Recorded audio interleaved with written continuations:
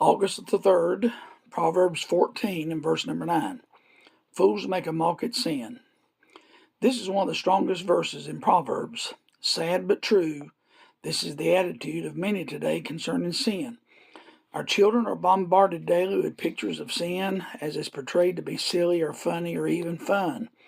But friends, you must understand that sin is dangerous, and in the end it brings forth death. Only a fool would mock at sin. This is not to mean to warn some foolish comedian about portraying a drunk or some other vile person on stage. This is more about the attitude of an individual towards sins that they desire to participate in. For instance, a fool looks at alcohol and defends his habit as harmless. Or maybe it is like the young person who is caught up in a rock culture lifestyle, traveling, playing music, partying, taking drugs, drinking booze, and all the while laughing when confronted with the possibility of one day facing serious consequences. Or even like the young girl who is playing around with sin, giving herself over to the lust of the flesh, and when confronted with the dangers of disease or unwanted pregnancies, she only brushes it all off. Of course, we all know the end to all these stories.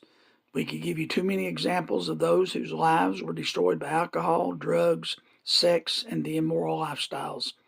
There are too many moms and dads that weep at night over a lost daughter or son, all the while wondering if there was anything they could have done to prevent this untimely death.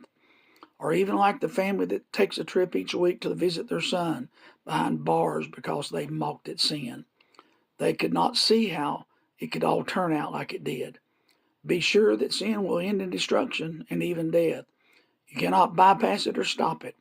When you play with sin and get to the point where you're not afraid of it and afraid of its strongholds on your life, then you're in for a mighty fall. The little saying I heard years ago tells it best. Sin will take you farther than you want to go. Sin will keep you longer than you want to stay. And sin will cost you more than you want to pay. That is, again I say, only fools make a mock at sin.